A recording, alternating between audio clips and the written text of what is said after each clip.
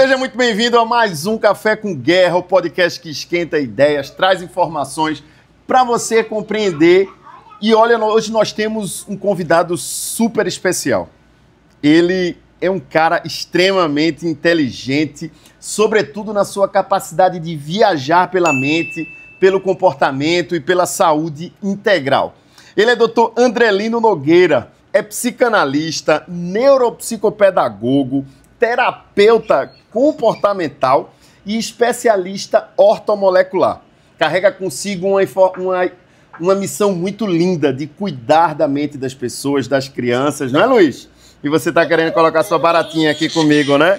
Doutor Andrelino, seja bem-vindo, meu amigo. Prazer é todo meu. Conta para quem está nos ouvindo aqui, quem é Andrelino Nogueira?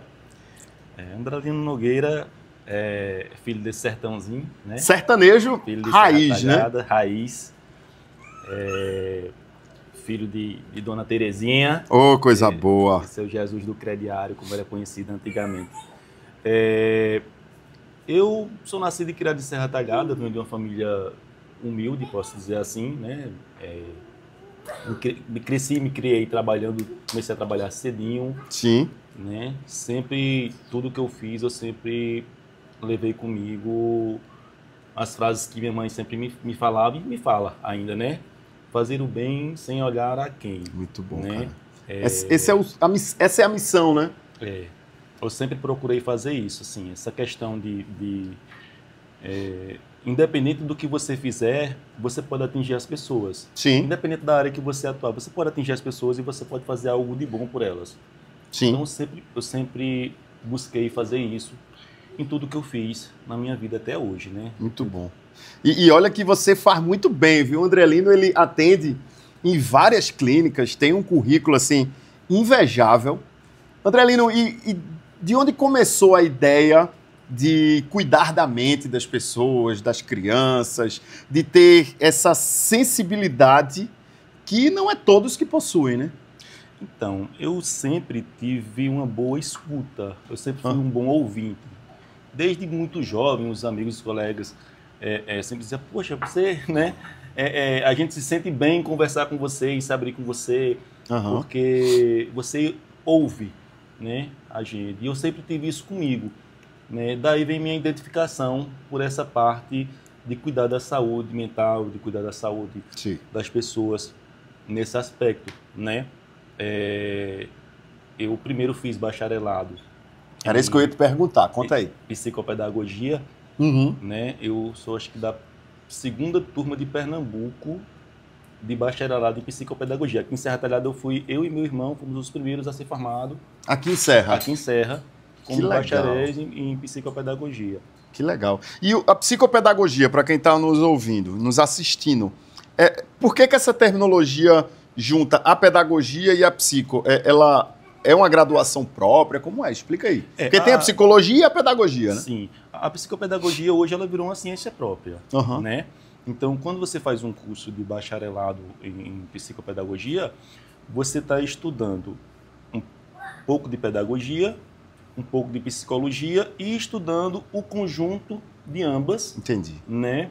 Que aí você vai compreender o comportamento humano no que diz respeito ao seu desenvolvimento, né? A desenvolver conhecimento, ao cognitivo, as partes emocionais, toda essa parte, a parte motora também. Sim. Então, na psicopedagogia, ela tem essa amplitude de pegar tanto o lado da aprendizagem como o lado das emoções. Entendi. Né? Muito bom. E onde é que entra o neuro? Que você, além de ser psicopedagogo, ainda é neuropsicopedagogo. Ou seja, ainda tem um plus aí que deve fazer toda a diferença, né? Eu sempre gostei muito dessa área de neurociência também. Né? Eu também. Eu sempre gostei muito dessa questão da neurociência. Então, é uma especialidade que eu busquei visando melhor atender pessoas com TEA, pessoas com síndrome de Down, pessoas com TDAH, essas neurodivergências que exigem um conhecimento neural mais aprofundado. E aí foi quando eu fiz a especialidade em neuropsicopedagogia, que no meu caso é clínica, institucional e hospitalar. Caramba! Tá vendo, gente? E olha, e aí você que está nos assistindo, vai escutar o conselho da sua tia, da sua vizinha, que nunca estudou nada na vida e está dando um conselho do que você deve ou não fazer, ou dando um diagnóstico do Google para o seu filho, né? E olha que a gente nem falou ainda de toda a capacitação técnica e teórica do doutor André Lino, né? Que ainda é psicanalista, né? Continua aí, doutor, vai? E aí você fez a graduação, depois foi para uma pós? Isso, fiz a pós-graduação em neuropsicopedagogia. Em seguida, eu fiz uma formação em terapia comportamental, né? A formação em terapia comportamental, ela abrange várias bases de terapias comportamentais. Sim. Abrange TCC, abrange ABA, abrange outros campos de terapias comportamentais. Entendi. E aí eu tenho essa formação em terapia comportamental, e aí eu senti uma necessidade também, porque muitos pacientes com resistência a consultas médicas. Sim. E resistência a medicações. Eu acho ótimo você fazer uma consulta, ser medicado e tomar a medicação que o médico passou. Né? Claro. Porém, muita gente ainda tem uma resistência muito grande. Ah, mas eu vou me medicar, eu vou tomar químico. E aí eu sempre ficava me perguntando, doutor, pode ser uma coisa natural? Eu não posso. Então foi quando eu fiz minha formação em terapia ortomolecular. Que aí eu me capacitei para poder passar alguma coisa natural nesses casos. Nesses casos bem pontuais, né? Porque tem casos que, inevitavelmente, você tem que tomar uma medicação. Um fármaco, né? Tem que tomar, isso. Né? Mas aí, até para quebrar um pouco essa resistência, hoje eu passo uma suplementação, eu indico, né? Sim, na verdade, eu indico uma suplementação para manipular. E aí eu faço um protocolo baseado em idade, peso, altura, comorbidades, todo um estudo sobre a situação e o caso. E aí a pessoa vai tomar para ver se dorme melhor, para ver se passa o dia se sentindo melhor. Às vezes é uma reposição vitamínica. Sim, enfim, que é importante. É muito importante. E a medicina, eu não sei se é medicina, como a gente chama, essa área, acho que é melhor, ortomolecular, é a área da modernidade, né? Sim, tem muitos médicos, inclusive, fazendo especializações em ortomolecular. Igual a que você já fez. Igual a que eu fiz. Na minha turma, quando eu fiz, tinham médicos fazendo. Tinha médico, tinha nutricionista, tinha farmacêuticos, enfim, tinha uma turma multidisciplinar bem abrangente. Inclusive, tem muitos médicos, né, fazendo para poder ter um campo mais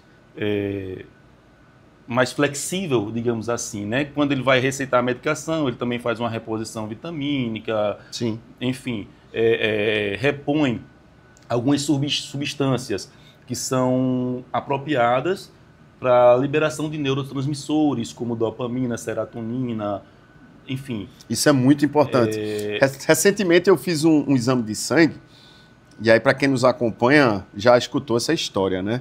Que nós homens, para fazer o exame de sangue vai demorando, vai protelando. É o medo, né? O medo de que tá tudo errado. E foi o que aconteceu comigo. Né? As taxas todas alteradas.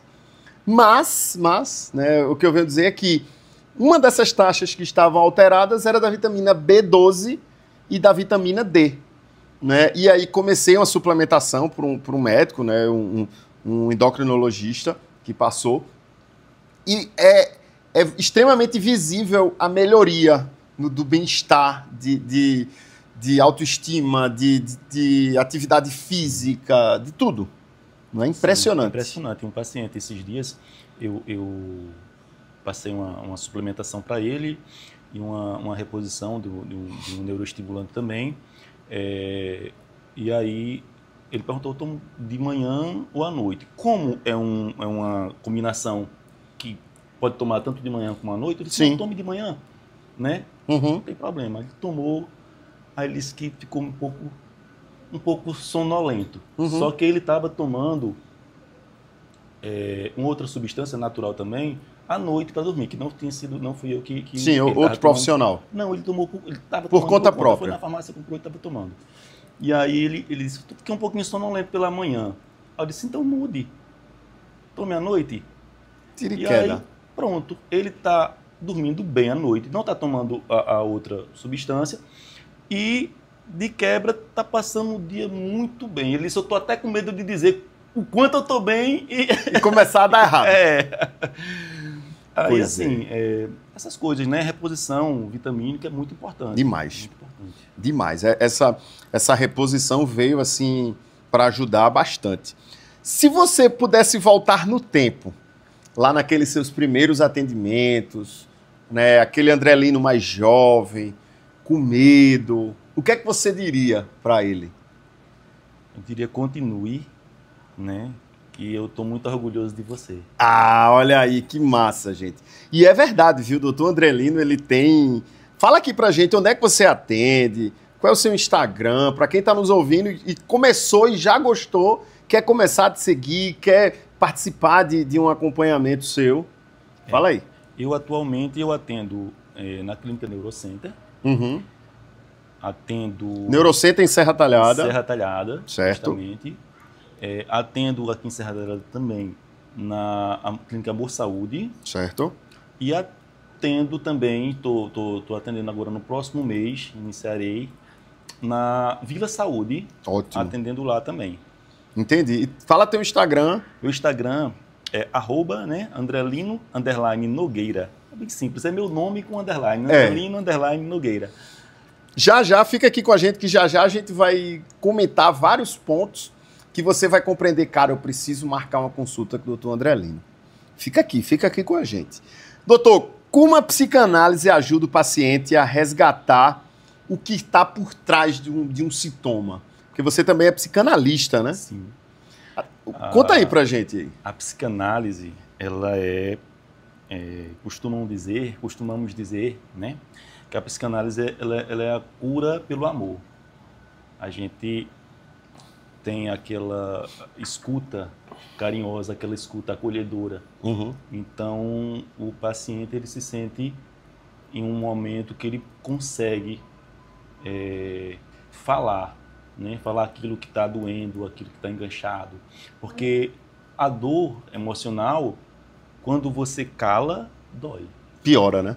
Quando você fala, dói, mas passa. Olha aí, ó. Então, a dor emocional, como é, doutor? Quando a dor emocional, quando você cala, a dor aumenta, né? Entendi. Ela dói e só piora. Mas quando você fala, dói. Tudo bem, sim, mas passa. Olha aí. Falar é muito curador. E a psicanálise consegue revisitar esses aspectos do inconsciente? Como é que ela atua, assim, de uma maneira bem simples para quem está nos acompanhando? Nós somos formados de consciente, inconsciente e subconsciente, né? Digamos assim, se a gente for imaginar um iceberg, né? Fica uma pontinha para fora. Isso. Digamos que aquela pontinha ali é o consciente. Só o consciente? Só aquela pontinha. O resto tudo? Abaixo tem uma camada enorme de inconsciente e mais para baixo ainda, outra camada maior ainda de subconsciente. Entendi. Então, a gente consegue atingir o subconsciente, trazer de volta algumas situações, resolvê-las, e aí tua vida vai ficar tranquila, vai ficar boa. Não é uma terapia rápida, a psicanálise não é uma terapia rápida, é uma terapia de médio a longo prazo. Mas ela é eficiente. Você dificilmente terá recaídas. Por quê? Porque você resolveu. Entendi. Tá? Não é tipo um aconselhamento simples, né? Você senta com um amigo, conversa com ele, te dá um conselho.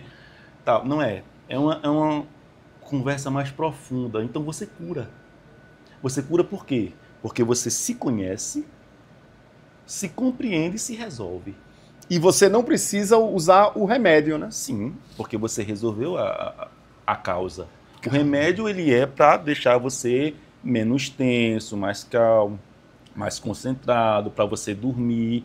Mas aí você vai ficar fazendo isso a vida toda. Sim. E se você fizer uma terapia que lhe aprofunde nessas situações, que resolva a mágoa, que você consiga perdoar, se perdoar, que você consiga abrir mão daquela dor, você vai viver melhor. Você vai ficar curado quanto àquilo. Muito bom. Né? E para quem está nos ouvindo, qual seria um exemplo assim prático para quem ainda não conseguiu compreender a importância da psicanálise? Por exemplo, você que está passando por uma perda, né, por uma traição, por uma perda de um ente querido, qual seria um exemplo assim que é mais repetitivo no seu cotidiano? Olha, da escuta psicanalítica? Então, as dores emocionais, elas podem ser, como você falou, uma perca de um ente querido, um término de um relacionamento, uma mágoa de pai, mãe, avô. Pode ser situações de sobrecarga no ambiente de trabalho, onde entra o burnout, né? Tá famoso agora, né? Tá bem mais famoso, né? Enfim, tudo isso geram memórias, né, que nos machucam, vai armazenando aquela mágoa, aquela dor, aquele sofrimento. Além da psicanálise, eu utilizo uma técnica chamada PNL, que é Programação Neurolinguística. Muito bom. Eu tenho vontade de estudar mais sobre isso. Aí o que é que acontece? Casos mais extensos, que eu compreenda que a dor está muito aguda, digamos assim, eu inicio com a psicanálise, compreendo, trabalho a PNL, porque ela é bem mais rápida, para que você, não de imediato, mas em um curto prazo, você se sinta melhor, se sinta mais trabalhado, mais bem resolvido. E aí a gente volta para a psicanálise, que aí você vai poder respirar durante as terapias e estar mais tranquilo para resolver definitivo. Que bom. Um problema muito cotidiano que nós temos na nossa sociedade, eu digo que eu já passei por isso, já fiz terapia, já consegui me resolver, é a ausência afetiva do pai na criação da criança, né? Isso gera problemas emocionais terríveis, né? Enquanto adulto. Inclusive gera padrões que a gente coloca esses padrões como, né, fica um ciclo vicioso. A gente acaba tendo uma vida inteira de, muitas vezes, amizades tóxicas, relacionamentos tóxicos, e você termina um e entra em outro e diz, caramba, eu sou muito azarado. Não é que você é azarado, é que você procura. Por que você procura? Porque você está enraizado com aquele padrão negativo. Sim. Né? Então, acaba se repetindo e tornando ciclos viciosos ali, e você vai sofrer a vida toda. Enquanto você não se curar para que você quebre esse ciclo e consiga enxergar o restante do mundo, e não só aquele funilzinho que você está programado, aí onde entra a PNL para dar uma ajuda nessa reprogramação, enquanto você não faz isso, você vai sofrer o resto da vida. Como a PNL entraria nesse contexto? A PNL entraria como uma rápida reprogramação. Rápida não leia-se tipo uma sessão. Não, claro. Né? Comparada à sessão total do tratamento. Né? Mas assim, faríamos uma reprogramação a curto prazo. Né? Trabalhar, se autoconhecer, técnicas de reprogramação. Né? E aí você pode ir quebrando os padrões a partir daí, porque você vai se reprogramando, né? Entendi. Por exemplo, aquele que foi muito espancado, não estou falando de uma palmada, né? Aquele que foi muito espancado quando criança, sim, ele pode ter tendência ou a ser muito omisso ou a ser muito violento. Repetir aquele ciclo, né? Sim. Ou você pode ser muito omisso, muito capacho dos outros, não ser aquela pessoa que... Porque você aprendeu que você tem que ser daquele jeito. Entendi. Ou você repete o que fizeram com você. Aquela você violência. pega aquela pessoa sendo violenta, agressiva, estourada, abusiva. Entendi. Entendeu? E aí a reprogramação ela entra nisso, para que você entenda que esses padrões não fazem parte do que você é. Né? É uma marca que ficou em você e você carrega aquilo ali involuntariamente e precisa sair desse ciclo, você precisa sair desse padrão. Sim, muito bom, viu? Muitas pessoas usam a PNL como técnicas de sensibilizar o público, de criar uma atmosfera factível para que decisões sejam tomadas de acordo com aquilo que o líder ou aquela pessoa está manipulando. Isso é verdade? Olha só, na PNL tem uma técnica chamada rapport. Por exemplo, você está de perna cruzada, está com a mão aqui e a outra aqui com a caneta, né? Uhum. Então, começa a limitar, começa a fazer começa a agir como você, a copiar as suas expressões, eu começo a me tornar simpático para você. Pô, que é muito legal esse cara. Do nada você começa a me achar legal. Você faz os gestos que você vai fazendo, eu vou fazendo e vou conversando com você, vou lhe observando, você descruza a perna, eu descruzo também, você cruza os braços, eu cruzo também, você coça a cabeça, eu coço também. E esse rapport vai trazendo uma espelhagem para você como uma pessoa que é igual a você e você gosta de você. Então você vai dizer, poxa, que cara legal. Então isso é muito utilizado em técnicas de venda, o rapport. Sabia nunca disso. Por sinal, para o direito, é muito bom. Demais, né? Demais. Eu preciso estudar mais sobre o rapport. É muito bom. Tem um T mudo no final, rapport. Rapport. Isso. É muito bom. E assim, muitos palestrantes usam, as pessoas da comunicação de alto nível aí usam PNL, usam rapport para ser mais simpáticos, né? Eu percebo, eu já li alguns livros que uma das técnicas de você encantar o outro, de você, numa palestra, é você chamar o nome da pessoa. Sim. Porque a pessoa, o nome, a palavra que a pessoa mais gosta de ouvir é o seu próprio nome. Sim. Isso também é uma forma, né? Correto. Outra coisa, não sei se você já reparou, mas grandes palestrantes, assim que eles entram, quando eles vão para o palco, a primeira coisa que eles fazem é ir para o lado esquerdo. Porque é o lado que a gente gosta mais de olhar. Você já reparou que todo logotipo está do lado esquerdo? Sim. Né? O nosso cérebro, ele puxa, ele tende a gostar de quem está aqui, nesse lado. Que é o lado da emoção, né? O lado da razão é o lado direito, o lado da emoção é o lado esquerdo. Por isso que nós agimos involuntariamente com o nosso lado esquerdo e nós temos que pensar e raciocinar quando nós vamos para o direito. Tá vendo, gente? Olha aí, que aula, hein? Isso é PNL. E sabe o que é outra coisa de PNL? Você tá lá, por exemplo, num momento de decisão, aí tem uma musiquinha no fundo, é um lá sustenido, sim, é uma musiquinha que ativa algumas regiões do cérebro, né? Sim. Um tecladinho para lhe dar uma tranquilidade, uma luz mais baixa. Sim. Daqui a pouco, se a pessoa pedir qualquer coisa, você vai dar. Sim, porque o cérebro ficou confortável. Né? Aí na PNL diz assim, ligando o estado de sim. Você está ligando na pessoa o estado de sim. A pessoa está confortável. Se você chegar e disser, me dê, a pessoa diz não. Agora se você chegar e começar a conversar e dizer, será que isso é bom? E você buscando as respostas sim, sim, sim, sim, sim. Você está bem? Você gosta disso? Coisas que você sabe que a pessoa gosta. Sim. Ela vai lhe dando tanto sim, que vai chegar um momento que quando você pedir, ela vai dizer sim, porque ela já está condicionada em estado de sim. Muitos políticos usam nessas técnicas. Muitos. Inclusive porque os marqueteiros estudam PNL, estudam essas técnicas e instruem eles muito sobre isso. Entendi. Voltando para a neuropsicopedagogia, qual é o papel de um neuropsicopedagogo, acertei? Acertou. Na vida adulta? Vê só, eu li na internet, eu leio sempre isso na internet, sempre tem aquela questão, né? Aonde estão os autistas adultos? Aonde estão as pessoas com TDAH adulto? Essa pergunta é bem recorrente. Né? Onde estão os neurodivergentes adultos? Porque é TOD, é TDAH, é TEA, enfim, é tanta sigla com uma enxurrada de pequenos agora, sim, né? Então, aonde estão esse pessoal adulto? São adultos que casaram, que têm família, que têm profissão, mas carregaram o transtorno pela vida todinha. Agora imagina como a vida foi fácil, né? Não foi. Dificílima.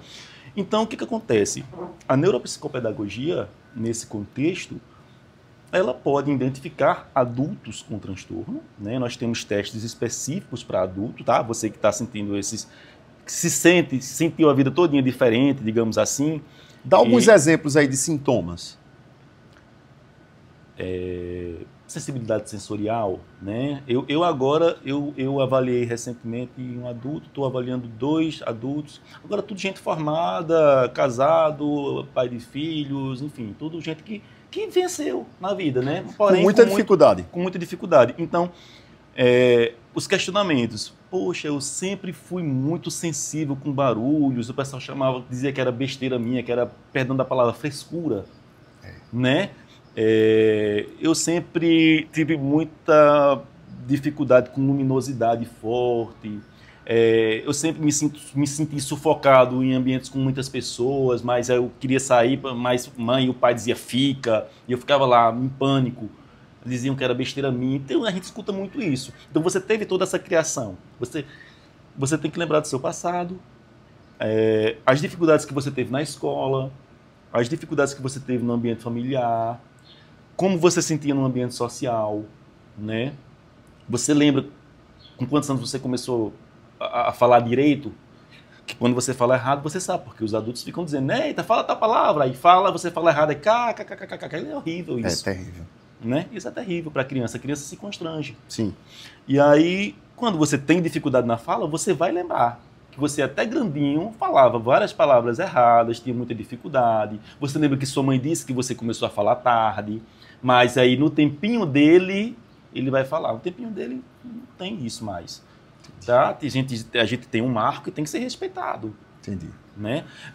Então, o adulto que tem essas memórias, que sente que tem essas dificuldades, que demorou a se alfabetizar, que não gostava de brincar com as outras crianças, que não consegue se concentrar, que tem muita dificuldade em se concentrar, que perde muito foco, agitado, esquece muitas coisas, mas isso não é de agora, porque se você é uma coisa que acontece de agora, depois de uma certa idade, tudo bem, é uma queda cognitiva, normal. Pode ocorrer por outros, não é que é normal, mas pode ocorrer por outros motivos, né? Entendi. Estresse, enfim, muitas coisas. Ansiedade, né? Mas quando você lembra que isso vem lá de trás da infância, adolescência, aí você diz, não, isso é uma coisa que eu sempre carreguei comigo. E transtorno não se adquire. Transtorno você nasce com ele. Qualquer um. Todo transtorno você nasce com ele. Agora, em algumas fases da vida ele fica mais evidente. Mas você nasceu com ele. E vai morrer com ele. Ou seja, nós temos certamente muitos adultos Sim. que conseguiram vencer na vida com muitas dificuldades, né? Com um autismo, Isso mesmo. Com déficit de atenção, com outros transtornos, sim, não é? Que geram dificuldade. Eu digo isso porque eu tenho TDAH. Eu fui diagnosticado já adulto. E você falando isso, vai vindo à minha memória, por exemplo, as consultas com médico, com psicólogos, né? Dizendo assim, tá, mas desde quando você tem essa dificuldade de se concentrar? Desde quando você foi assim? Desde quando isso? E tudo vai se encaixando. E eu acho que você fechar o diagnóstico não é apenas algo que vai lhe taxar um carimbo, não. É meio que uma libertação para você, porque geralmente as pessoas lhe chamaram de preguiçoso, de frescura, de pantin, que não vai dar para nada, que você é um preguiçoso, né? Que fulano na sua idade já fazia isso, você não faz. A comparação é péssima, né? É péssima. E aí com o diagnóstico você, poxa, é uma libertação, né? Sim. O diagnóstico, ele não é taxativo, ele é para ser algo libertador. Sim, ele é. Porque você se conhece. Vou pegar uma água para você. Você passa a compreender que você não é um preguiçoso, que você não é um leso. Tá? Essa taxação, essa autotaxação eu escuto muito. Sim. Doutor, eu pensava que eu era leso. Não, você nunca foi leso. Você tem um transtorno, né? Agora você já sabe, agora é você cuidar da sua saúde, fazer atividade física. Conhecer sobre esse transtorno. Conhecer sobre o transtorno, se conhecer, entendeu? Geralmente, por exemplo, no caso do TDAH, né? O cara diz, poxa, mas fulano disse que ficar desconcentrado é TDAH. Eu fico de vez em quando, certo, mas quanto esforço você faz para ficar concentrado? É diferente. Quando você está cansado, você se desconcentrar é uma coisa. Mas uma pessoa que fica cansado de tanto forçar para se concentrar, é outra coisa. Você está gastando energia para uma coisa simples, que é se concentrar. Né? Sim. É um esforço grande. Para quem tem TEA, o cara diz, mas eu também já muitas vezes me senti incomodado em multidão. Então eu tenho TEA. Não, é diferente. Porque você, uma vez ou outra, por estresse, você se sentiu incomodado em multidão, desmaiou, se sentiu mal. Uma vez ou duas ou três, sei lá. Mas quem tem o TEA é sempre. Se ele tiver essa característica. Porque o TEA, ele é um espectro, né? Então, tem pessoas que têm fobia social, tem pessoas que não têm. Mas é muito comum ter. Entendi. Então, na verdade, não é o sintoma, porque o sintoma é um sintoma humano. É a frequência e a intensidade que esse sintoma acontece e quanto ele prejudica a sua vida. Caramba, olha pra aí, gente. O sintoma é algo humano, mas o que vai definir se você tem ou não é a frequência. A frequência, a intensidade e o impacto que ele causa na sua vida. Eu também não gosto de barulho. Eu tenho TEA. Não, você não gosta de barulho, beleza, mas dói, incomoda muito, realmente atrapalha a sua vida.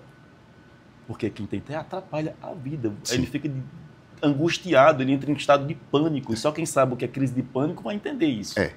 Eu não tenho autismo, né? Não tenho TEA, mas a gente tem um trabalho muito bacana, né? Com crianças com deficiência.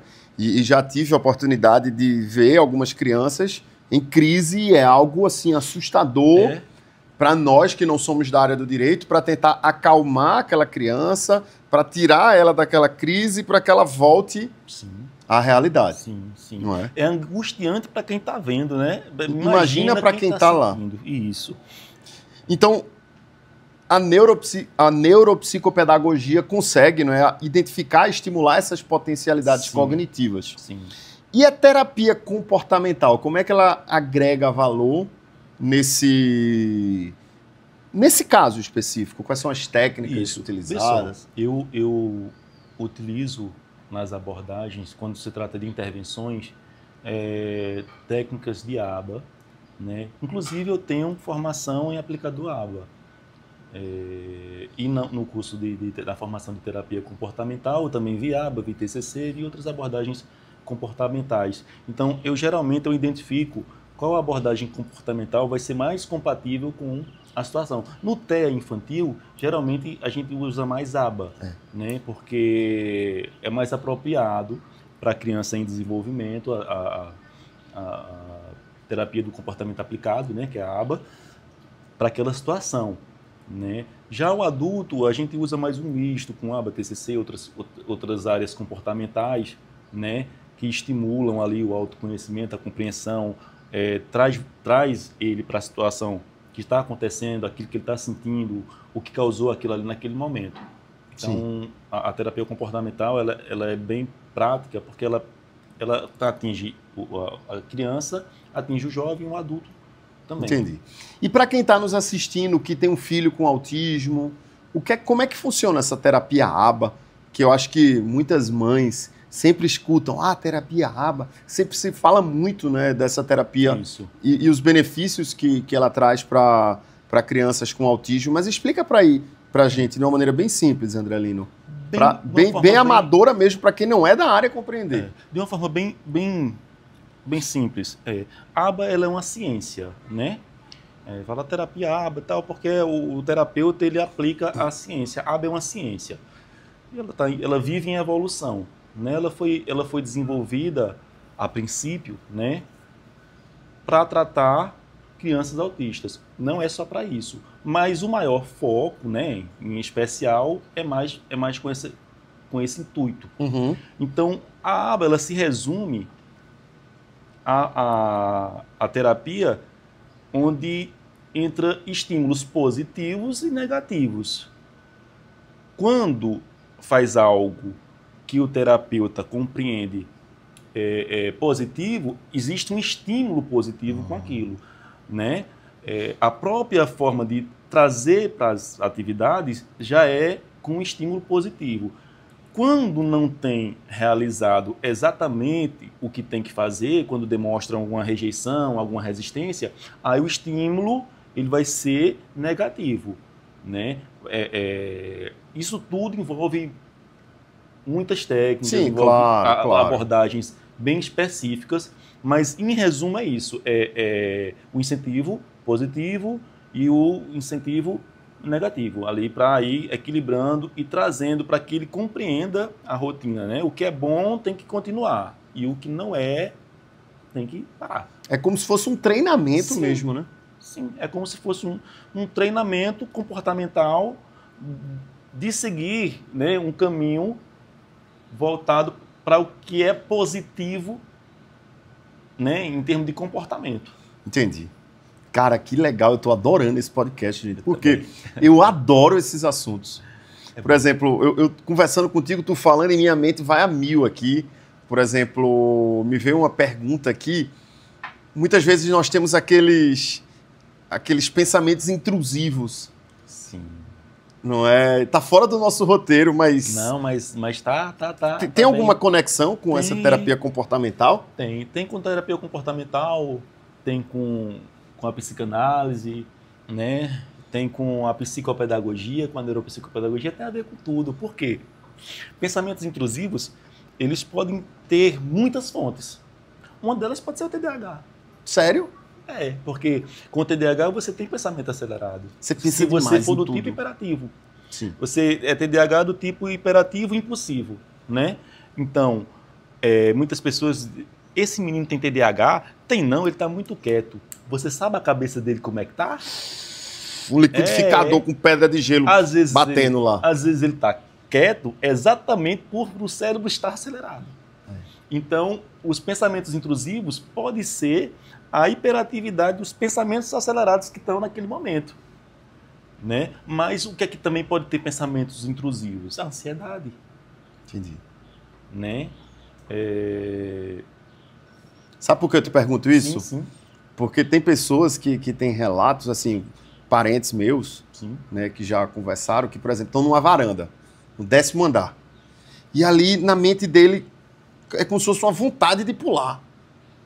Né? Isso é um pensamento intrusivo. Né? Claro que a pessoa não vai pular, que a pessoa não tem pensamentos de tirar a própria vida, etc. Mas é algo perigoso, né? Você vê uma criança de botar o dedo em algum lugar que sabe que vai machucar. Vê só. Isso aí a gente entra para uma coisa muito interessante, que é a nossa natureza humana. Você já reparou que quando acontece um acidente, enche de gente para ver. Mas se você disser que tem um pastor, um padre, uma pessoa pregando uma palavra ali, não vai ninguém. Não vai ninguém, é verdade. Nós fomos programados, o gene foi programado... Para desgraça. Só a parte negativa. Para olhar só por ruim. Você tem um dia maravilhoso, né? Uhum. Mas, digamos assim, que no finalzinho da tarde, umas 4 horas da tarde, você tem uma conversa bem chata com alguém, e essa bem aborrecida, sabe? Assim, que você fica mal com aquela conversa. O resto do dia todo vai pro lixeiro, você não lembra. Mas quando você deita, você lembra daquela danada daquela conversa no final do dia. Ou você vai dizer, acabou meu dia. Acabou o dia. Eu não consigo mais fazer nada. Por quê? Porque a gente filtra e vai só pro ruim. Agora, isso acontece... Tem uma teoria chamada teoria de Tobar. Né? Não sei se você já ouviu. Nunca ouvi falar. Era uma montanha, um vulcão enorme, né? Na época que o continente era um só, e aí ele ficava bem num local bem estratégico ali, e aí certa vez ele entrou em erupção. Quando ele entrou em erupção, ele acabou com tudo, porque era uma massa de terra só, né? Na época as placas tectônicas estavam juntas, e aí criou uma nuvem de fumaça em tudo, morreu um monte de espécies hominídeas, né, na época. Sim. Muitos animais morreram e tal. Ficou só os mais fortes, alguns seres humanos, poucos. Então, o que acontece? Aqueles positivos, eles ficavam olhando para as flores, para a borboleta, para a grama verde. Aí vinha um leão, um tigre dente de sabre, sei lá, e comia ele, que estava distraído. E aqueles que eram paranoicos, com essa palavra que estava o tempo todo, o perigo também pegar. Aqueles ali, eles sobreviveram. Então foi a seleção natural. Darwin. A seleção natural. Então a seleção natural, para os humanos de hoje, se baseia em paranoicos, assustados, com mania de perseguição, que ficam o tempo todo procurando o perigo. Porque naquela época, para sobreviver, precisava de ser assim. Hoje não. Mas a gente ainda traz esse negativismo. Demais. E você falando, eu me lembro de uma amiga nutricionista que vai vir para cá, que fala, né, que o corpo humano ainda tem essa perspectiva primitiva de que tudo que come em excesso tem que guardar por conta da crise, por conta da seca, por conta do tempo para caçar. Ou seja, nós evoluímos muito, mas o nosso corpo ainda é selvagem. Ainda é selvagem. Ainda tem muitos traços primitivos no nosso DNA. O nosso cérebro ainda tem, né, muito primitivo, muito lado primitivo ainda. Entendi. Então, é isso. E como trabalhar aí com crenças limitantes? Isso daí eu vejo que muitos mentores, coach, essa turma que está trabalhando aí no Instagram, de vendedor de cursos, é um dos pontos que as pessoas mais falam. E aí, realmente essas crenças limitantes conseguem ser quebradas? Realmente isso que eles falam muitas vezes é verdade ou não? Porque assim, uma coisa é você escutar alguém que não é da área falar. Outra coisa é alguém, um profissional da área que estudou e vai trazer um aspecto técnico com um embasamento científico, né? Essas crenças limitantes, primeiro elas se enraizam na gente muito pela cultura que a gente tem, né, você só pode isso, hoje, nos dias atuais, essa nova geração, talvez não, porque a gente já tem um negócio mais voltado para você vai bem-estar. Você vai ser o que você quiser, né? Mas antigamente tinha muito negócio de dizer assim, nem pensa em fazer medicina, a gente não tem condição não. Você vai fazer isso, você vai ser pedreiro igual a mim. Justamente. Aí o que acontece? Você cresce com isso enraizado em você, esse sentimento de que você não consegue, porque você ouviu muito isso.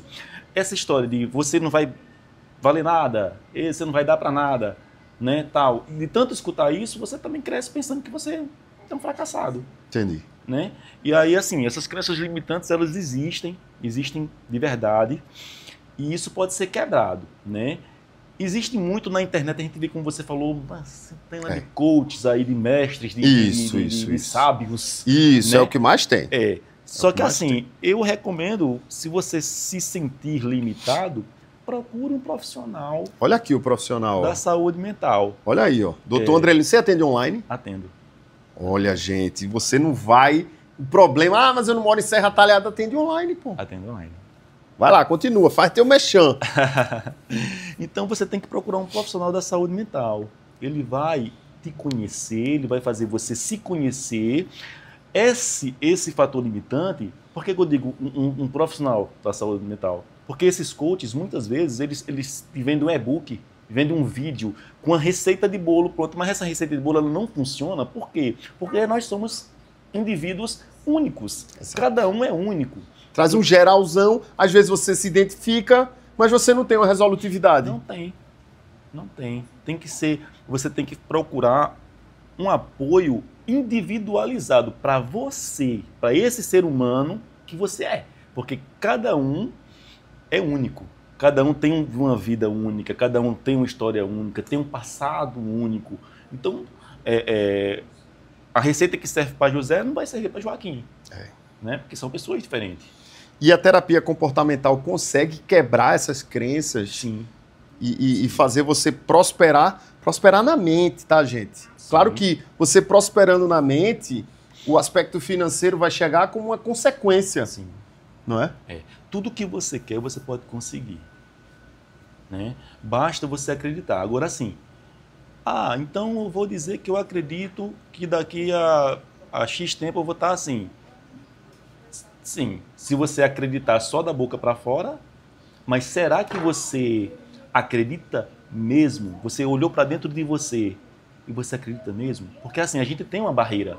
a gente tem uma barreira de limitação, né? O famoso eu vou fazer, eita, mas tudo dá errado para mim, mas eu vou fazer tal coisa, eu vou fazer, mas não faz. Você tem muitos planos, pouca prática, pouca ação. Ah, mas é porque eu não consigo ser diferente. Justamente, é as crenças limitantes. Sim. É no seu inconsciente, no seu subconsciente, aí nós voltamos para a psicanálise, que está enraizado isso. Você pensa que não pode, mas você pode. Eu li um livro, O Segredo. Esqueci o nome do autor. O Segredo. Eu nunca li. Tem um filme.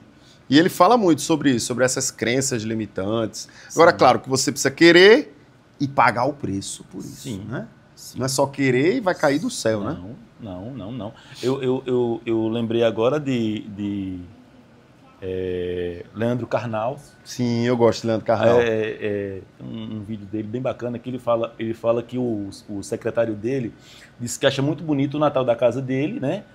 E tal. Aí Leandro dá uma tirada nele. Diz, e você acha que quando é dia 31 de dezembro, cai anjinhos do céu e faz minha decoração, ou você me vê desde novembro no telefone, organizando meu Natal? Então é isso.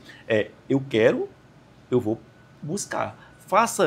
Estabeleça metas de curto, médio e longo prazo, metas atingíveis, tá? As de longo prazo pode atirar alto, mas de curto você vai perto, né? E médio prazo você vai também não tão longe e faz uma de estourar. Você vai atingir a de estourar, porque você está batendo as metas mais próximas e você vai evoluindo. Agora você tem que estabelecer meta, bater a meta. Estabelecer a meta, vou correr para bater a meta. Olha aí, produção, vamos botar nossas metas. E você também, viu? De curto, médio e longo prazo. Por exemplo, faça uma pergunta na sua mente e responda para você mesmo. Onde você quer estar ano que vem? Isso. Profissionalmente, não é? Estabeleça essa meta. Como eu consigo chegar nesse ponto? É uma formação? É o quê? É uma oportunidade? Beleza. Onde você está? Você está sentando na mesa certa? Boa. Com quem você anda? Você anda com as pessoas certas? O que você posta na internet? São coisas que lhe agregam? Boa. O que é que você está estudando? O que é que você está buscando? O que é que você está fazendo por você nesse momento? Você está se alimentando bem? Está procurando dormir? Né? Você está se empenhando no seu projeto? Você tem um projeto? Boa. Ou você só tem a vontade de fazer esse projeto? Então, isso aí. Tudo isso. Você estabeleça a meta, mas pense em todas essas questões que eu falei. Né? Você tem que se organizar e dar os passos. Vai dando os passos. Quem anda sempre pode andar devagar, mas não pare. Né? A tartaruga, existe uma corrida lá entre a tartaruga e o coelho. Justamente. Quem é que ganha? Geralmente a tartaruga. É a tartaruga. Porque o coelho é rápido, mas desfoca. Desfoca. E a tartaruga tá ali, ó, constante. Irritavelmente constante, técnico, preciso e focado. Não tem como vencer quem não desiste, né? Eu tenho uma frase que não é minha, eu repito de alguém que eu não sei quem é, mas o disciplinado vence... Disciplina vence o talento. Vence. Disciplina vence o talento.